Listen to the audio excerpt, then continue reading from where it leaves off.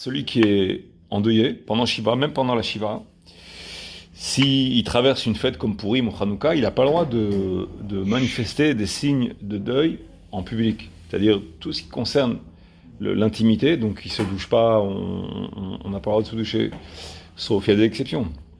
C'est toujours bon à savoir, une personne par exemple, il est en Shiva, que Dieu nous préserve.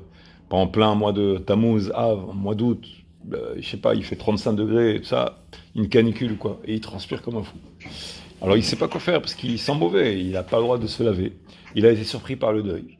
Et il sent mauvais, les gens ils viennent le voir, il y a beaucoup de gens parfois qui viennent le voir. Et le Naïm, il peut pas être devant les gens, il a une mauvaise odeur. Et en plus il a une kippa, les gens qui viennent le voir.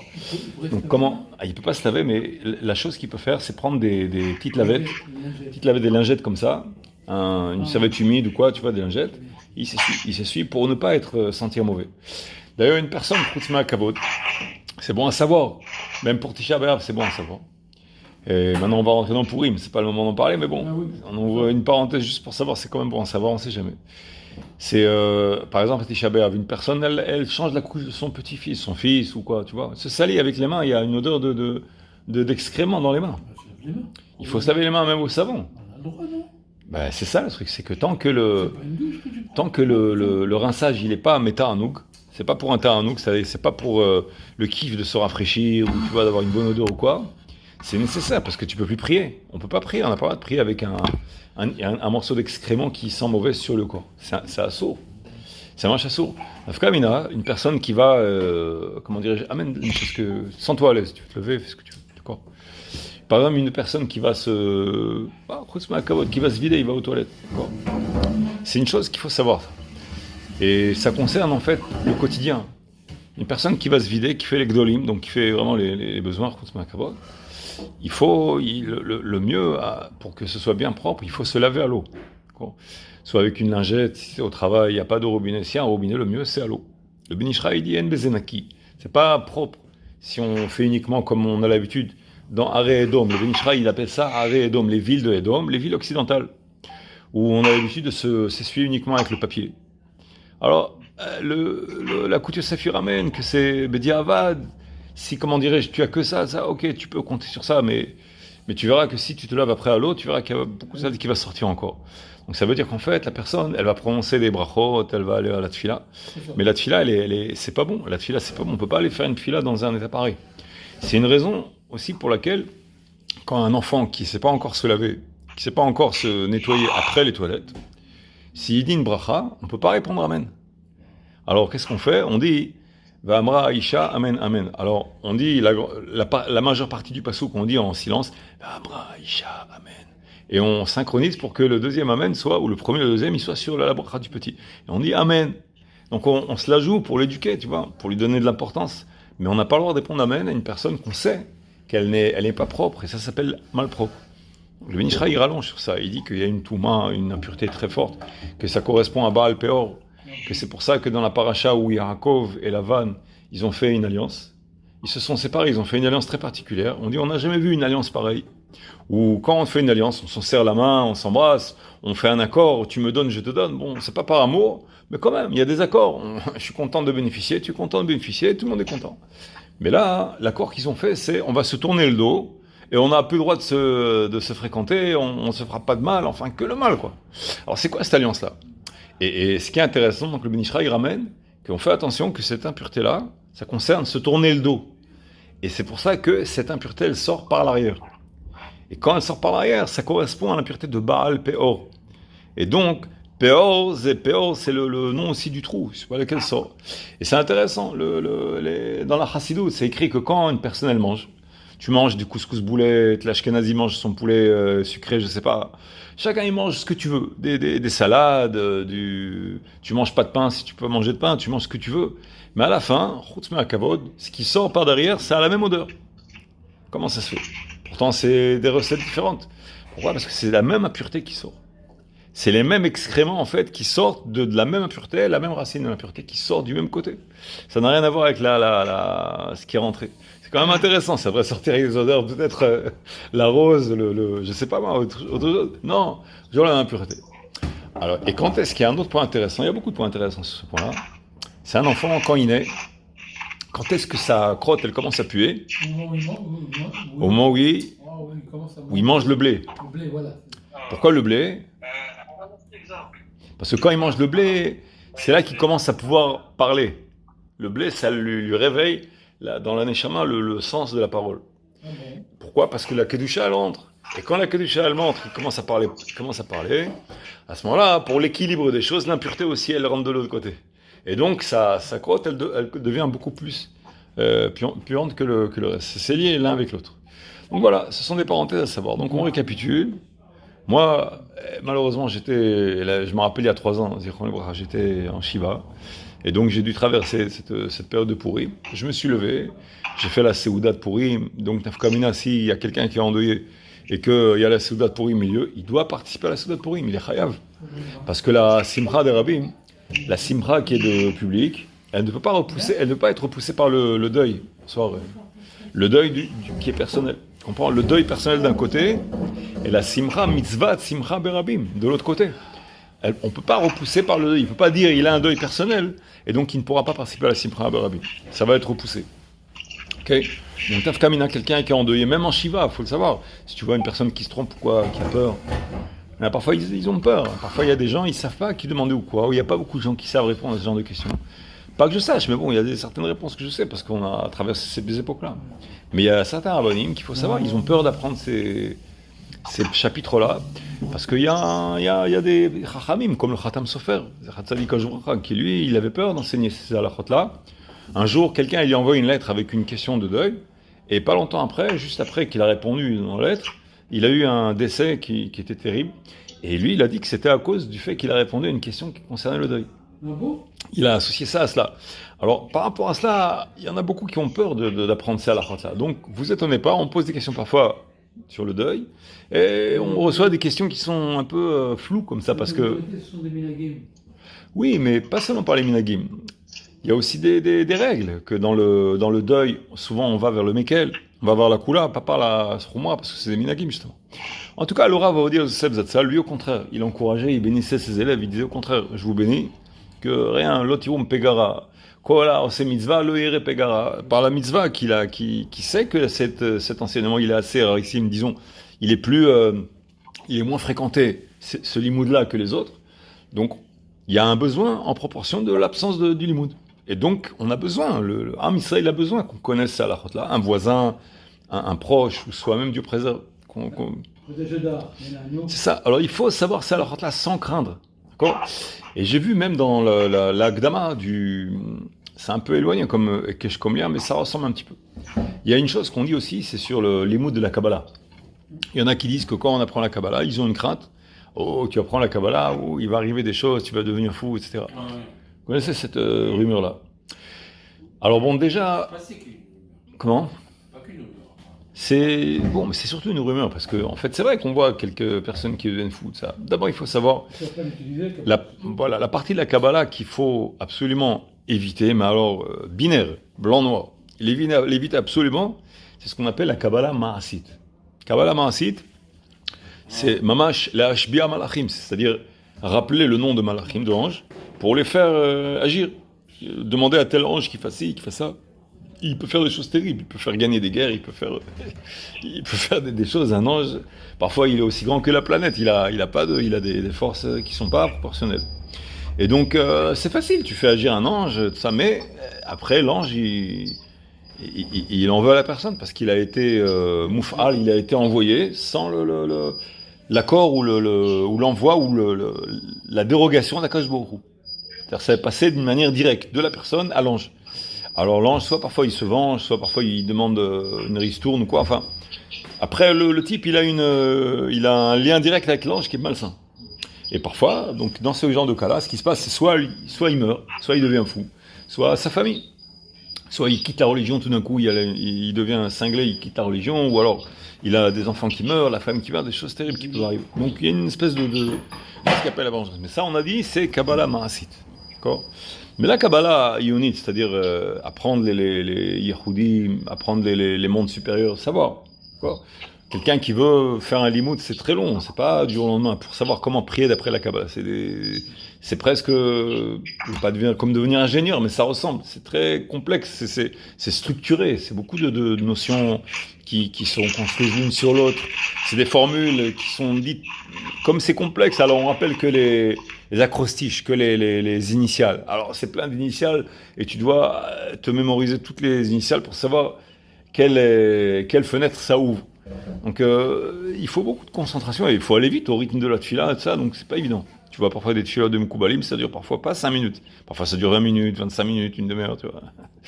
Le Rav Yoram Bezel, il dit quelqu'un qui prie pendant une demi-heure, en principe, ça veut dire que soit il s'y connaît pas, soit il comprend pas. Parce qu'un Mekoubal qui est bien entraîné, bon, il prie 10 minutes et puis voilà, c'est tout.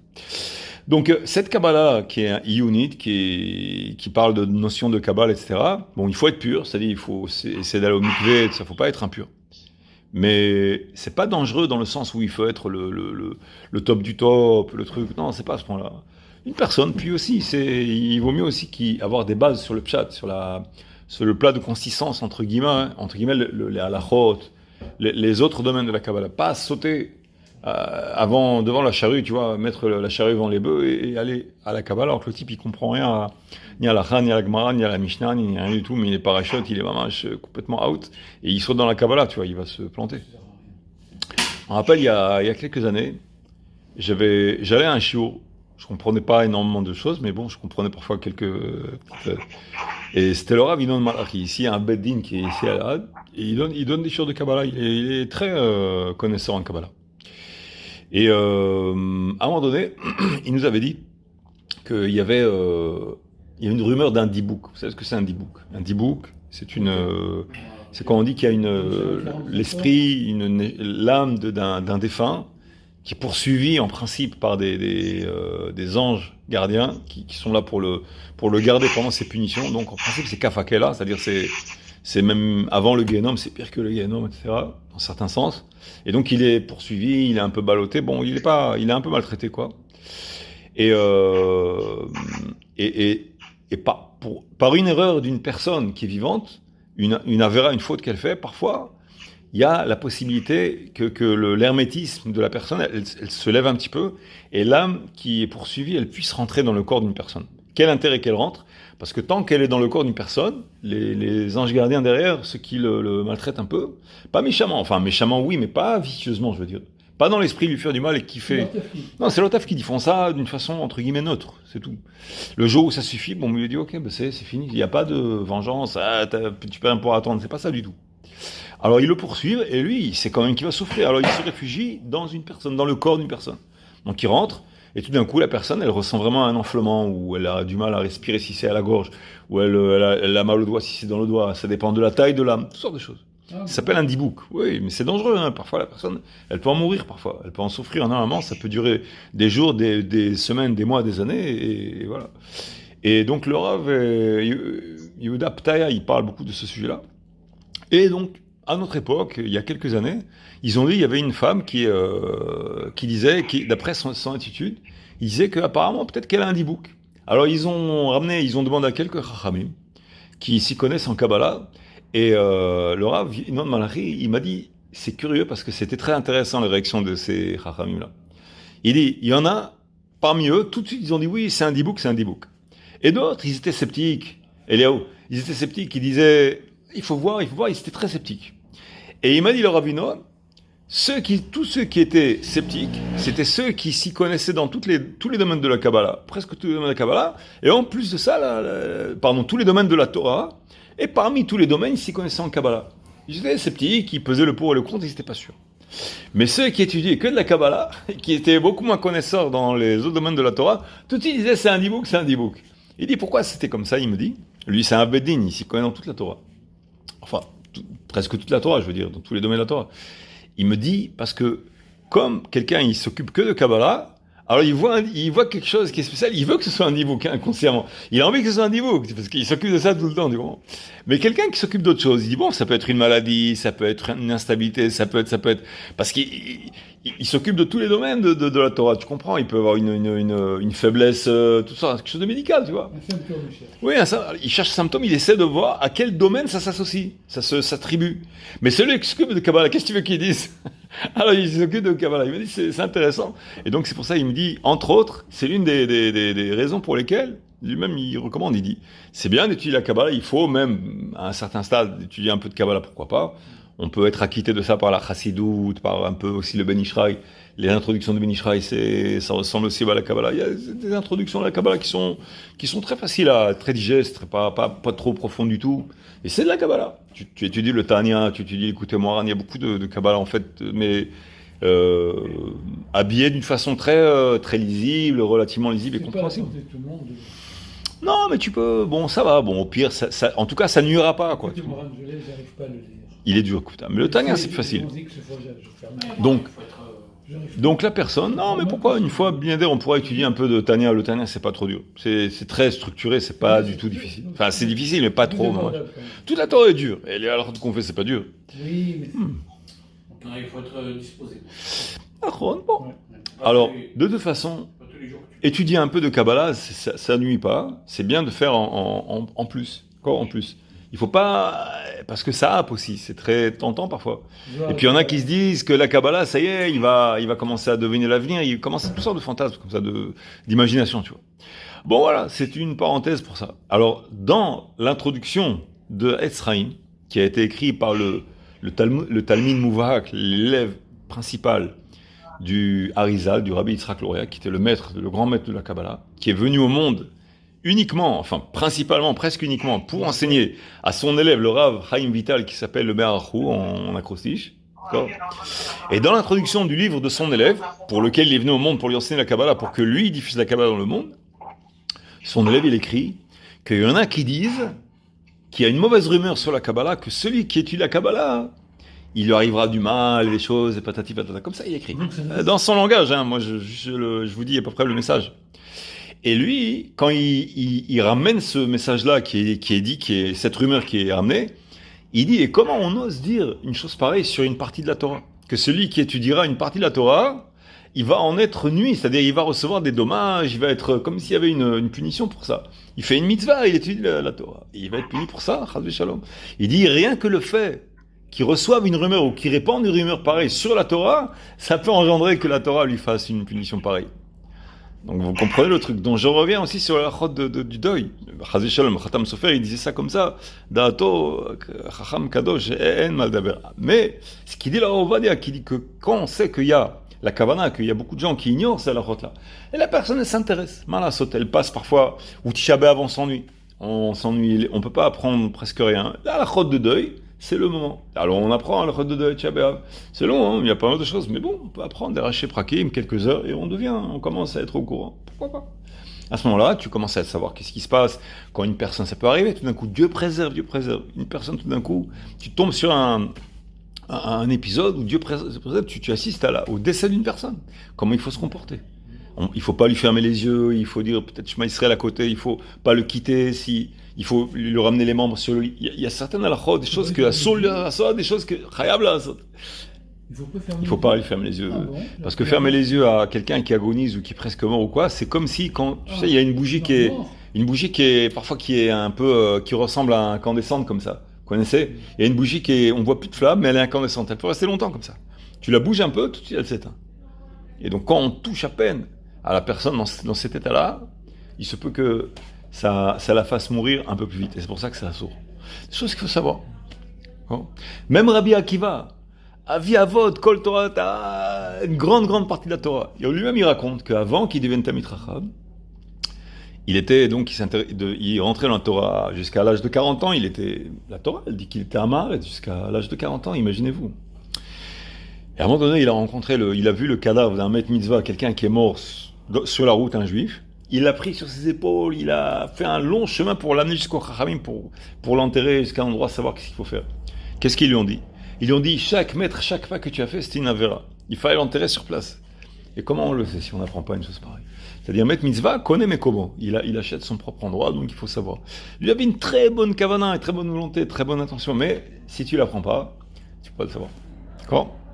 Comme le proverbe dit, le chemin du Guéhénom est plein de bonnes intentions. C'est-à-dire, il faut savoir un peu un minimum de connaissances. Un minimum, pas être le pro, mais quand même la panoplie quand même de l'amateur qui sait un petit peu comment se débrouiller à droite et à gauche. Donc, c'est pas exceptionnel. Même dans ces domaines de la Torah aussi, il faut être initié. Aussi bien dans la halakha du deuil, du préserve, que aussi un petit peu Mayesh, Atachem, un petit peu halakha qui est pas halakha, mais ce qui concerne un peu la Kabbalah, Chassidut.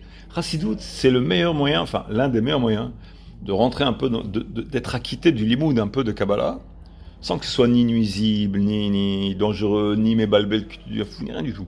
C'est au contraire, c'est habiller la Kabbalah dans une ambiance de moussard, de moralité, etc., pour comprendre le lien entre la Kabbalah et la moralité, le moussard. Donc c'est très intéressant. D'accord? Ok, donc cette parenthèse-là, c'est pour comprendre un petit peu ce qui se passe. Pourquoi? Parce que moi j'ai eu le deuil pendant Purim, il y a 3 ans.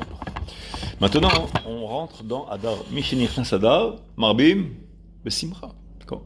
Alors, Chachamim, ils disent que ce mois-là, celui qui a par exemple un procès avec un goy, ou quelque chose à passer d'assez dur, il a un procès assez épineux, disons. S'il peut le repousser à Adar, c'est mieux.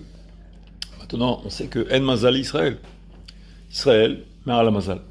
On n'a pas de Mazal, horoscope, Chas v'Shalom. Il ne faut pas croire à ces choses-là.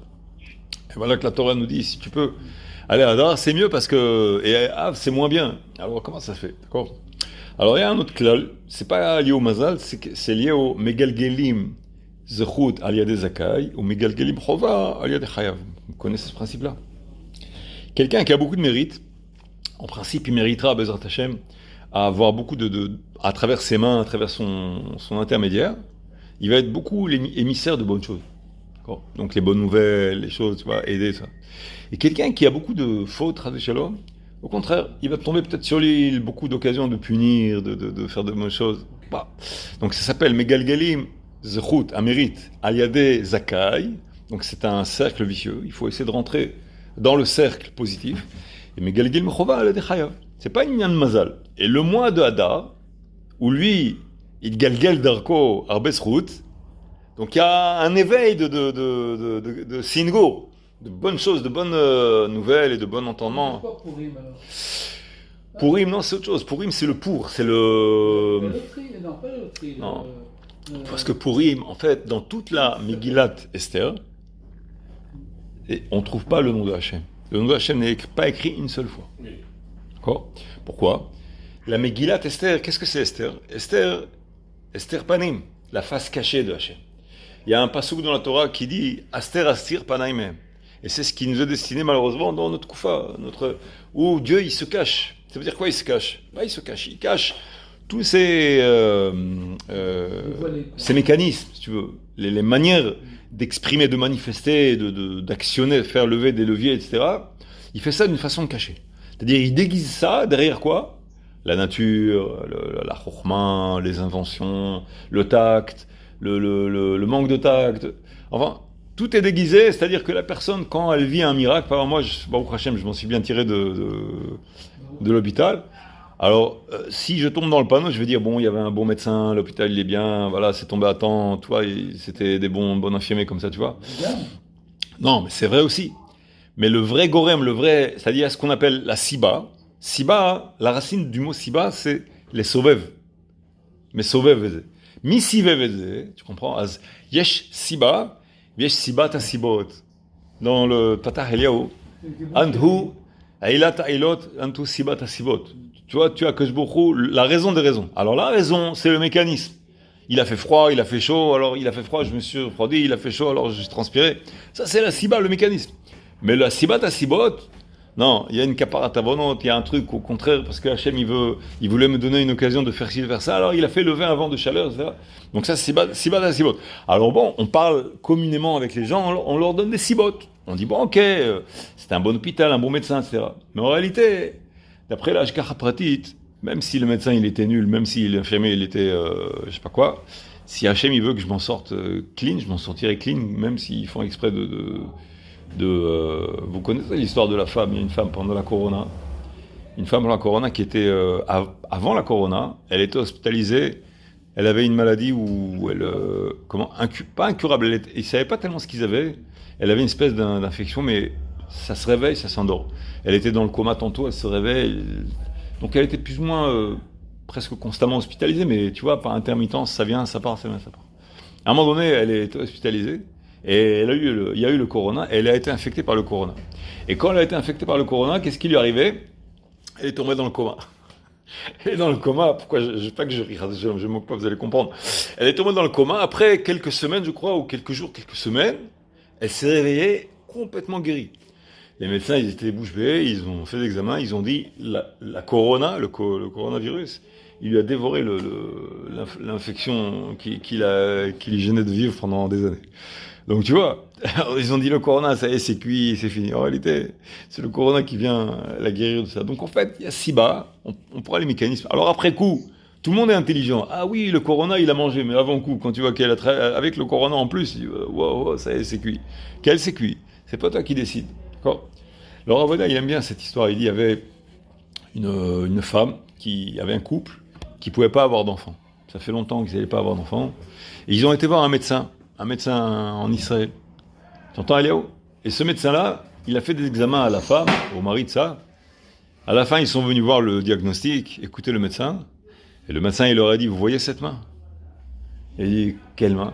Et il dit, est-ce qu'il y a un poil au milieu? Non. Et il dit, le jour où il y aura un poil au milieu, vous aurez des enfants. Comme ça, il leur fait. Oh, comme ça. Alors, ils sont partis, démoralisés, tout ça.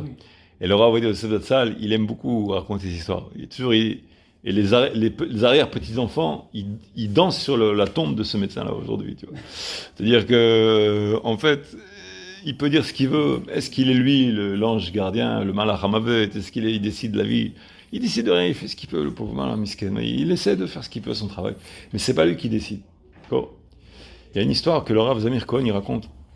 Il dit un jour, parce qu'il parlait du fait que parfois une personne qui est du préserve a une maladie très grave. Alors, souvent les rabbinim ou les chachamim, ils recommandent de ne pas désespérer la personne. C'est-à-dire si elle a une maladie incurable ou quoi, essayer de lui dire ça d'une façon qu'elle ne se désespère pas, ou si elle est trop sensible, ne pas lui dire ça y est, c'est incurable et tout, parce que ça va l'enterrer, ça va la condamner. Tu vois. Alors, le Rav Zamir raconte qu'il y avait une fois un amphithéâtre dans une université de médecine, où il y avait un médecin qui enseignait dans sa classe, et qui expliquait ce point-là. Il disait que quand il y a quelqu'un qui se dévoile une maladie incurable, il faut essayer de pas trop lui dire, parce que ça va faire augmenter la probabilité que la maladie va le ronger, et même si il devait s'en sortir, si ça se trouve, il ne va pas s'en sortir rien que de par la mauvaise nouvelle. Alors il y a un élève qui disait oui, mais le droit de savoir, vous savez, le droit de savoir, comment ça fait? Il a comme le droit, c'est son corps, c'est sa vie, pourquoi il ne saurait pas, etc. Bon, il y avait cette discussion-là. Et le médecin, lui, il disait non, c'est pas comme ça que ça marche. Et l'élève, il s'insurgeait, mais il était un peu perturbé par ça. Il disait non, je pense que c'est pas honnête. Bon, on comprend le sens de ce qu'il dit, mais le médecin, à un moment donné, il s'est énervé. Il dit écoutez, c'est bien simple. Si c'est votre opinion, je vous, comment dirais-je, j'interdirai votre aptitude, je vais vous relever de l'aptitude de pouvoir étudier la médecine. Sortez, s'il vous plaît, de l'amphithéâtre, passez par le secrétariat et c'est fini. Voilà, vous avez fini vos études de médecine, ça s'arrête là. L'autre, il est devenu pâle, qu'est-ce qui se passe et tout. Bon, au revoir monsieur, tac, il se lève, il commence à prendre ses affaires, il se lève. Il est vraiment, le pauvre, il est en plus devant tout le monde et tout. C'était dur comme situation. Il s'apprête à passer le seuil, il dit monsieur, revenez à vos sièges, revenez. Il le fait s'asseoir, il ne sait pas quoi penser. Et il lui dit, quand je vous ai dit de partir, comment vous vous êtes senti? Il dit, très mal. Il dit, quand je vous ai dit de sortir, c'est même pas le millième ni le millionième de quand vous devrez dire à un malade qu'il est incurable. La mauvaise nouvelle d'un malade qu'il entend qu'il est incurable, c'est 1 million de fois plus dur que ce que vous venez de ressentir. Le fait, même d'entendre une si mauvaise nouvelle, même si c'était une fausse nouvelle, rien que pour ça, il peut mourir. Donc de ce fait, en parlant dans la vérité, levant le drapeau de la vérité, c'est au nom de la vérité, mais en réalité, vous êtes en train de le condamner vous-même sans le condamner. C'est pour ça que je vous dis, c'est une mauvaise méthode, médicinement parlant, de lui dire une chose pareille. Il ne faut pas lui dire. Et il dit, qu'est-ce qui se passe? L'élève, il lui dit, mais qu'est-ce qui se passe si par exemple il est tout seul? Et ben, s'il y a des proches, parce que le médecin, il lui a dit, s'il y a des proches, dites aux proches, aux proches dévoiler la vérité et demandez-leur de ne pas le dévoiler. Dis-lui, il faut s'occuper de ça, il y a quelque chose d'important, il ne faut pas louper les soins, etc. Que les proches le sachent. Et s'il n'a pas de proches, il dit à ce moment-là, allez le voir. Dites-lui, comme la halakha, elle le dit. Qu'est-ce qui se passe quand la halakha, elle parle de ça?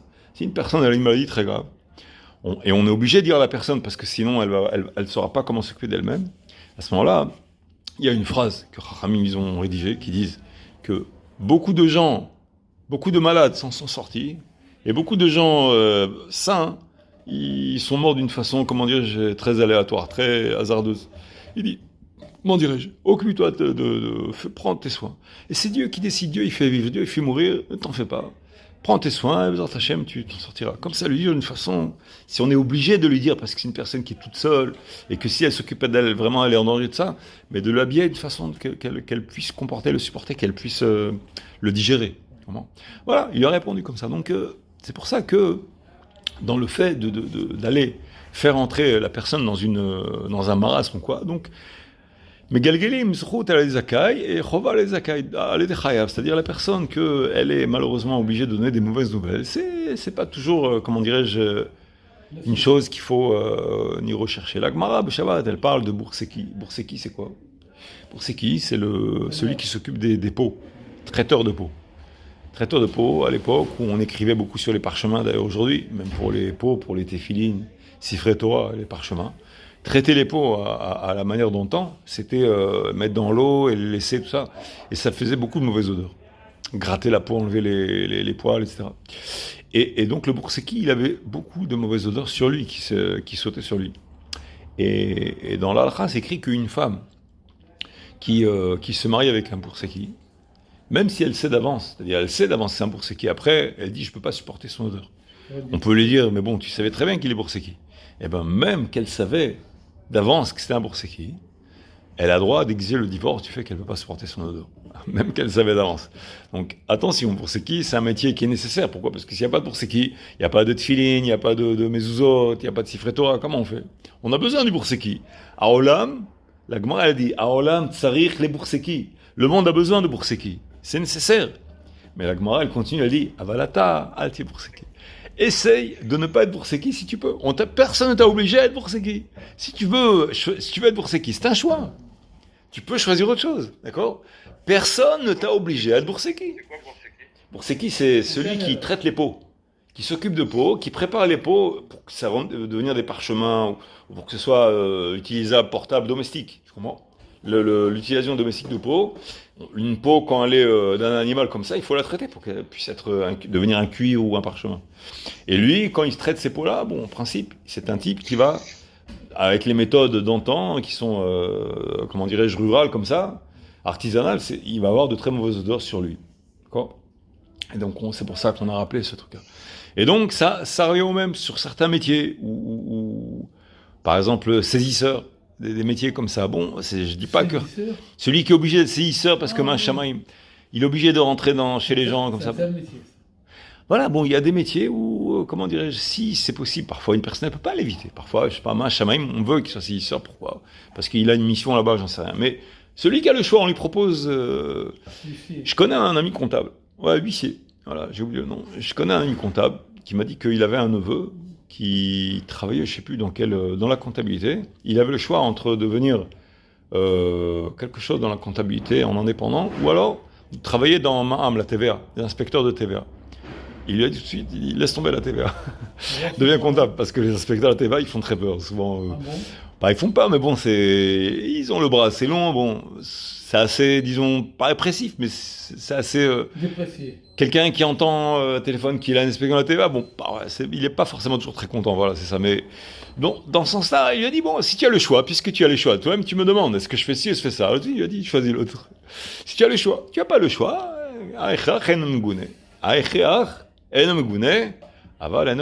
c'est-à-dire, ne sera pas non plus forcément félicité. Mais si la personne elle est obligée, parfois c'est son métier, parfois il y a une personne, qu'il vaut mieux que ce soit elle, qui annonce le décès à des soldats qui sont partis, juste comme ça, parce qu'elle sait le faire d'une façon qui pourra être supportable. Bon, on rentre pas dans les détails. Voilà, Rabbi Yehoshua ben Levi s'occupait de malades incurables, de malades qui avaient une maladie très contagieuse. Et finalement, grâce à ça, il a mérité que l'ange de la mort est devenu son ami. Il a mérité de rentrer dans le Gan Eden avec son corps, oui. Aaron Cohen. Non, je parle de Rabbi Yehoshua ben Levi. Il y avait cette maladie qui était... non, c'est pas Ascara, c'était Ratan. Une maladie qui s'appelle Ratan. La Gemara, elle ramène que cette maladie, elle a été tellement contagieuse... Le cours, il n'est pas très joyeux ce soir. Ah bon? Bon, bah, ok, allez, d'accord. On finit cette histoire, on passe à... Ok. Non, mais je dis ça juste que pour un mois d'Adar... T'as raison. Ok, bah écoute cette histoire, tu vas rigoler là. Alors le Ratan était tellement contagieux, ça finit bien, t'inquiète pas. Le Ratan était tellement contagieux que même les gens, quand le vent il venait de la direction de l'hôpital où il y avait les malades là-bas, ils fermaient les fenêtres. Ils avaient pas, même si ça venait de loin, le vent, il dit Ratan, tu comprends. Et qu'est-ce qu'il faisait Rabbi Yehoshua? Il allait dans l'hôpital même, il s'occupait des malades, il leur enseignait un peu la Torah, il s'occupait d'eux comme ça. Si, mais qu'est-ce qu'il fait celui-là? Il va gêner les malades, comment? Et il était en bonne santé, il n'était pas contaminé ni rien, tu vois, comme ça. À un moment donné, l'ange de la mort, on lui donne le message que le jour de Rabbi Yehoshua ben Levi est arrivé. D'accord?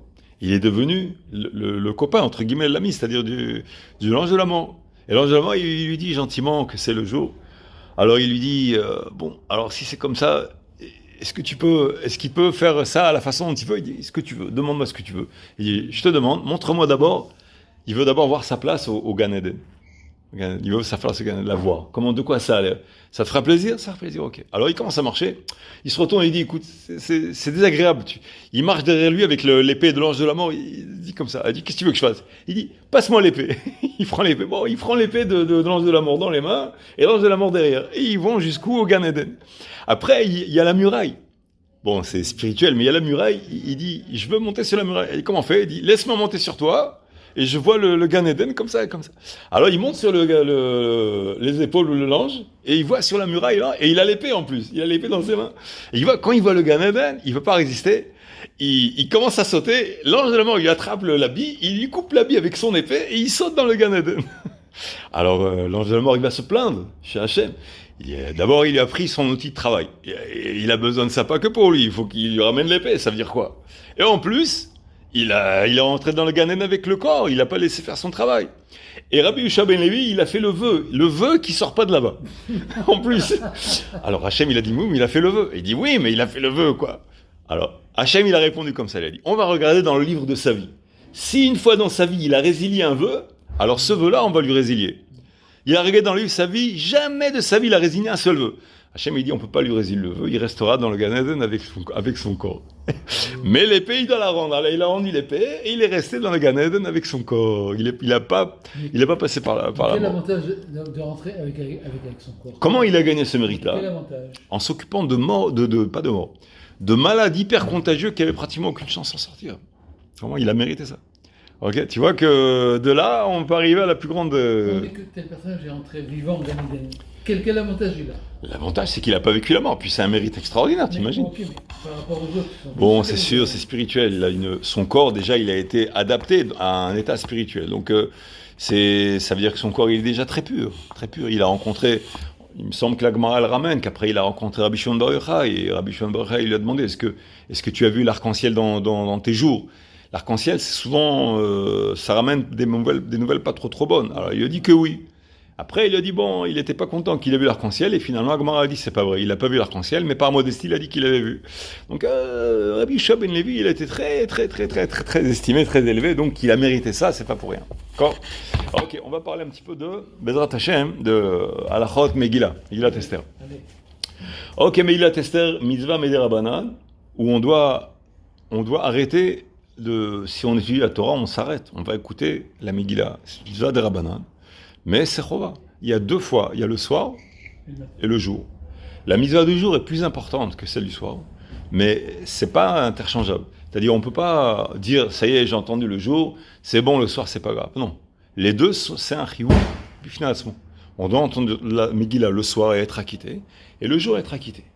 Maintenant, il y a des cas de figure qui sont assez, pas courants, mais ça peut arriver. Déjà, bon, la plupart d'entre nous, on n'a pas de Megillah Kshera. Peut-être vous en avez une, quelqu'un parmi vous qui en a une. On n'a pas de Megillah Kshera. En principe, le modèle, canonique, comment appeler ça, typique, c'est qu'il a une Megillah, et il lit sur sa Megillah, voilà. Comme il n'a pas de Megillah, il y a le Chazan, celui qui va lire sur une Megillah Kshera, qui va lire, lui, mot à mot, et chaque mot devra être entendu par mon oreille. Lui, il a l'intention de m'acquitter, et moi, j'ai l'intention d'être acquitté. Et de ce fait, le principe qui s'appelle Shomea Keroné fait que je me lie à sa lecture à lui, je suis acquitté par sa lecture. D'accord ? Mais donc, ça veut dire que chaque mot doit être compris, entendu, clair, bien prononcé, etc. Donc, qu'est-ce qui se passe si, par exemple, quelqu'un, il a toussé en plein milieu, et il y a un mot que j'ai loupé ? D'accord ? Un enfant, il a fait éclater un pétard, j'en sais rien, moi, il y a des choses qui peuvent se passer. Quelqu'un s'est évanoui, ou quelqu'un qui dit « Oh, tiens, oh, qu'est-ce qui se passe, patati patata ?» Ou une dispute qui éclate, bon, c'est très rare, mais ça peut arriver. Tout d'un coup, une dispute qui éclate à côté, à la fenêtre de la synagogue, on n'entend plus rien.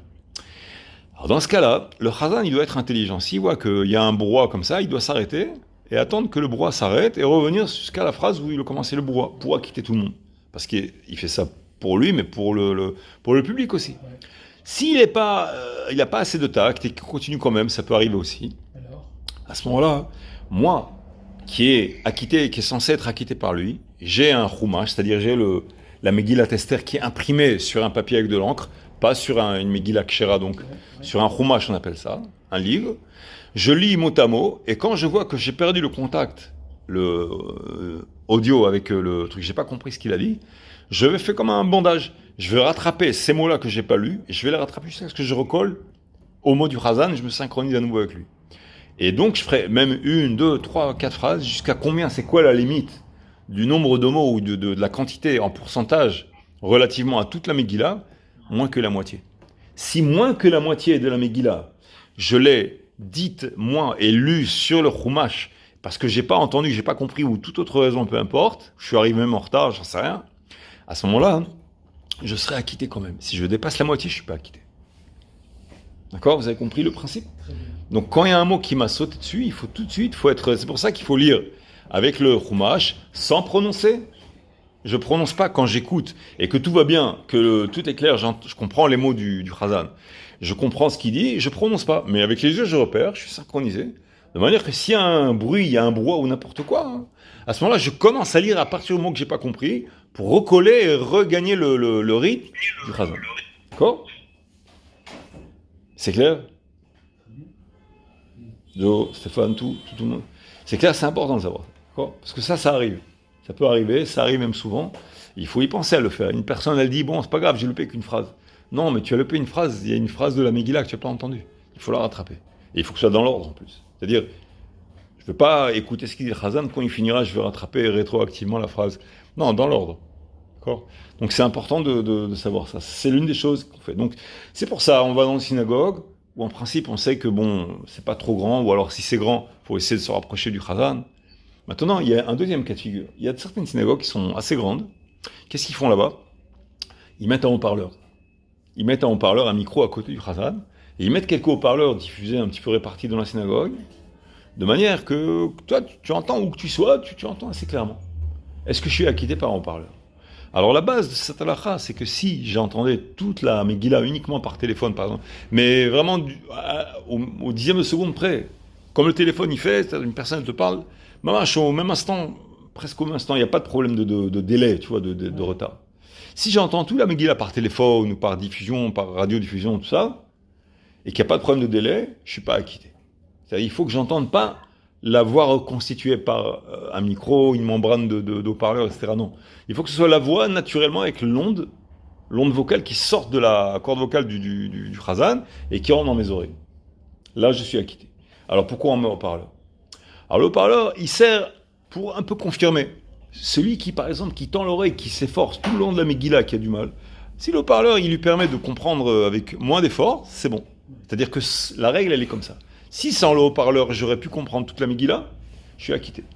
Mais si le haut-parleur est devenu nécessaire pour ma compréhension, là je suis pas acquitté, parce que le support de ma compréhension, de mon audition, c'est le haut-parleur. Et donc le haut-parleur, ça peut être même un problème. Parce que si je suis pas capable de savoir si j'ai été acquitté par le haut-parleur Hazan, à ce moment-là, j'ai un doute si j'étais acquitté ou pas. D'accord. Donc il faut rebelote, il faut se rapprocher du Hazan, il faut essayer de trouver un moyen.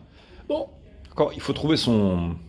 Il faut pas que ce soit trop rapide, il faut pas que ce soit quelqu'un qui avale ses mots ou avec un accent qu'on comprend pas. Parfois quelqu'un qui a un accent, justement, ça fait qu'il devient lent. Qui a un accent trop fort, ça va, il y roule les airs très fort, bon, ça gêne pas du tout la compréhension. Il y a des gens, ils ont un accent bizarre où on n'arrive pas forcément à un accent, par exemple, je sais pas, celui qui n'a pas l'habitude de l'accent yéménite ou ashkénaze, il n'a pas l'habitude. La première fois qu'il tombe sur l'accent yéménite ou ashkénaze, c'est la Megillat Esther. Il peut être perdu jusqu'à ce qu'il s'habitue, ça va lui prendre un chapitre ou deux. Donc là, non, là, il faut qu'il s'habitue un peu, qu'il sache. Mais quelqu'un qui a entendu plusieurs fois cet accent-là, il n'y a pas de problème. D'accord. Ok, ça c'est pour la compréhension. Et donc c'est nécessaire que les enfants soient sous contrôle. Une femme ou un homme, peu importe. En principe c'est la femme, mais pas toujours, ça peut être l'homme aussi. S'il y a un enfant qui a l'âge de Chinour, c'est quoi l'âge de Chinour? C'est près de 5-6 ans. C'est l'âge où on a l'ordonnance de lui enseigner, de lui transmettre le Chinour, mais lui il est, entre guillemets, il est exempté des mitzvot, sauf qu'on l'habitue. Alors, il y en a qui disent que la mitzvah, c'est pour l'enfant de faire la mitzvot par chinour. Il y en a qui disent que la mitzvah, non, c'est sur le père. Lui, l'enfant, il n'a pas de mitzvah du tout, mais le père, il a la mitzvah d'éduquer l'enfant. Donc, dans les deux cas, l'enfant, il est chinour, mais il doit apprendre, mais c'est pas par réel mitzvah. Quand il sera bar mitzvah, hein, ce sera mamash, asher kidesham mitzvotav et tzivam. D'accord. Et donc, cet enfant-là, quand il arrive à l'âge de chinour, c'est là qu'on l'emmène. Et c'est une mitzvah de l'emmener, il n'y a pas de problème. Mais avant l'âge de Chinour, qu'il a 2 ans, 3 ans, on veut qu'il goûte la Kedusha, tout ça, mitzvah de ne pas l'emmener. Parce qu'il va peut-être pleurer en plein milieu. À cause de lui, la mère ou le père, tout d'un coup, il va être obligé parce qu'à cause de l'enfant, les autres, ils vont pas comprendre. Donc lui, il est obligé de sortir l'enfant avant que les autres, ça les gêne. Donc lui-même, il va pas comprendre, il va pas entendre la Megillah, il va pas être acquitté à cause de ça. Donc la mitzvah, c'est d'attendre qu'il soit acquitté Chinour pour l'emmener et le préparer à cela. Lui dire, tu fais pas de bruit, tu n'as pas de pétard, truc. En principe, ce qu'ils font, les endroits où ils sont un peu, réglés, normal, quoi, c'est devenu plus ou moins normal maintenant, c'est qu'ils laissent au début la Megillah, la première fois qu'on entend Aman, et la dernière fois qu'on entend Aman dans toute la Megillah, 2 fois seulement, tu laisses les gosses, ils s'éclatent, ils mettent des pétards, ce que tu veux, pas des bombes, mais bon, des trucs assez forts, tu arrêtes, tout s'arrête, une fois qu'ils sont bien défoulés, ça y est, c'est bon, et maintenant, tout le long de la Megillah, on se tait jusqu'au dernier Aman. Dernier Aman, rebelote. Après, quand ils sont calmés, on continue et on finit la Megillah. De cette manière-là, on fait la Megillah. Et aussi, bon, si c'est des pétards trop forts, il faut confisquer ces pétards-là. S'il y a une femme enceinte, elle peut avorter. Il y a une question, là, à Boudboul, il raconte, est-ce que si on sait qu'il y a un enfant qui a des pétards assez, je sais pas, ils appellent ça Ramadan, toutes sortes de marques de pétards assez spéciaux, tu vois. On sait, est-ce qu'on a le droit de confisquer, de dénoncer, etc. Bon, là, Boudboul, il a l'air de dire que oui. Oui. C'est une mitzvah, parce qu'un type qui fait à tort à travers éclater à droite à gauche, une femme, elle peut avorter chez elle à la maison ou quoi, ça peut avoir des nuisances assez graves. Donc non, c'est pas... Puis c'est dangereux, il y a un enfant, une fois, il a perdu son doigt, comme ça. Ça peut être très dangereux, cette histoire-là. Mais bon, c'est un peu dur d'arrêter tout ce stratagème-là, c'est un marché, même il y a un peu de marché là-dessous, mais il faut essayer de limiter les choses. En tout cas, à l'entrée d'une synagogue, bon, des petits pétards conventionnels, ça va, mais les gros trucs avec pétards à mèche immense comme ça, tu vois, il vaut mieux aller dans un désert ou quoi, pas ici, pas dans le synagogue. Déguisement. Déguisement, c'est une belle mitzvah de se déguiser par rapport au Esther Panim, que le monde est déguisé. Le nom d'Hachem, il est déguisé à travers tous ces mécanismes-là, tu vois. Quand c'est écrit Hamelech, et c'est pas écrit Hamelech Achashverosh, l'allusion elle est faite à Kadosh Baruch Hu dans la Megillah. Donc par rapport à cela, hein, le déguisement à travers soi-disant le pour, le sort, tu comprends? C'est Hachem derrière tout ça. Donc à travers cela, l'allusion au déguisement qu'il y a le Esther Panim, mais que derrière tout ça, c'est l'Olam Shel Sheker, Alma de Shikra, mais derrière tout ça, c'est Akadosh Baruch Hu. Donc on se déguise pour montrer. Mais à travers tout ça, quand même, il y a des limites. Il y a plusieurs limites. L'une des limites, c'est qu'il ne faut pas qu'un homme porte un déguisement féminin. Il ne faut pas qu'une femme porte un déguisement masculin. D'accord. Et aussi, il y a des déguisements féminins qui sont trop féminins. Ils en profitent pour faire des choses qui sont impudiques. Ça aussi, c'est assaut. Alors, donc voilà, c'est à peu près les limites. Il y a d'autres limites aussi. Il y en a qui ont la coutume de se moquer, de se saouler. Celui qui se saoule, par exemple, à la Séouda. Et que, bon, en grosso modo, il y a trois genres de personnes qui se saoulent. Il y a celui qui, quand il se saoule, il devient triste, il devient très pessimiste et angoissé, tout ça. Il y a celui, quand il se saoule, il devient nerveux, agressif. Il y a celui, quand il se saoule, il devient très, très joyeux, il ne sait plus s'arrêter. Et parfois, cette joie-là, parfois, elle devient un peu même grossière ou pas réglée, déréglée. Ça peut mettre impudique, tout ça, ou des choses qui sont vexantes ou quoi. Il sait plus se maîtriser. Alors, une personne qui sait que même si elle se saoulera, elle va enfreindre une mitzvah, comme ne pas dire Birkat Amazon, comme vexer quelqu'un, etc., il ne faut pas qu'elle saoule. D'accord ? Qu'elle boive un peu, on devient un peu comme le Rama. Le Rama, c'est le Rav Zashkenazim, qui dit que la mitzvah, c'est de boire et d'aller dormir après. Et quand on va dormir, mais de Kayemba, non, ça s'applique en nous, qu'on n'arrive plus à distinguer entre Baour Mordechai et Arour Haman. Le type qui dort, il ne sait plus si c'est Arour Mordechai ou Haman, il est cuit, il est complètement dans les voies. Donc ça va mettre Kayemba d'Avaraz, et Yatzah. Donc de ce côté-là, c'est bien de boire un petit peu, d'être léger, mais il ne faut pas rentrer dans le cas du sou, surtout quand il y a des femmes, parce que la femme en plus, elle, encore pour elle, c'est plus grave de se saouler, parce que là, elle peut sans faire exprès, être tout d'un coup, comment dirais-je, accessible, ou baisser ses défenses, c'est malsain, il faut pas que ça se passe. Non, c'est des choses qu'il faut savoir, faut pas croire. En plus, repas d'amis, ou plusieurs amis se rencontrent, c'est dangereux. Alors encore, si c'est en famille, bon, pas terrible, mais ça va encore. Mais si c'est des couples qui se rencontrent ou quoi, là, ça peut être nocif, donc faut faire attention à tout ça. Faut savoir mettre les limites, ces choses, d'accord. Faut que la joie, ça avec tout ça. Maintenant, mitzvah d'étudier le jour de Purim, elle est grande. On aura encore un shiurim ou deux avant Purim, n'est-ce pas? La mitzvah d'étudier à Purim, elle est importante. Pourquoi? Parce que peu de gens étudient à Purim. Et quand on est dans un zman, dans une heure ou dans un temps où on sait que peu de gens étudient, il y a un temps, il y a encore certaines heures dans tout le long de l'année où on sait que peu de gens étudient. Par exemple, à la sortie du jour du jeûne de Kippour, quand on entend le chauffard, qu'on fait l'Abdallah, qui c'est qui va étudier?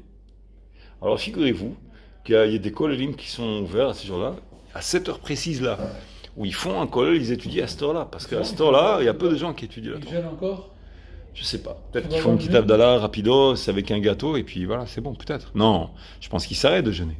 C'est dur, et puis même, c'est pas... Jeûner, okay. Oui, mais c'est pas obligé d'en faire une cérémonie. Je veux dire, tu fais une petite Abdallah, rien du tout. Un croissant, et voilà, ni vu ni connu, c'est fini. Tu comprends? Mais c'est une mitzvah de le faire. On est quand même, on a envie de manger quelque chose d'un petit peu plus qu'un croissant et un café chaud. Alors, c'est un zman. Maintenant, tellement il est important ce zman qu'il y a beaucoup qui étudient. Donc, il y a des zmanim où vraiment ils sont en point mort, comme ça. Et ces points morts-là, pourquoi ils sont importants? Pourquoi ils sont importants? D'abord, parce que la Torah, il y a un pasouk qui dit Imlo beriti yomam balayla, chukot shamayim ba'aretz lo samti. C'est-à-dire que la condition sine qua non de l'existence du monde, c'est Brit à Torah. Il faut qu'à chaque instant dans le monde, à chaque instant, il y ait quelque part au moins un juif qui étudie la Torah. Si ça s'arrêtait à un certain moment, après ce passage, le monde, il arrêterait d'exister.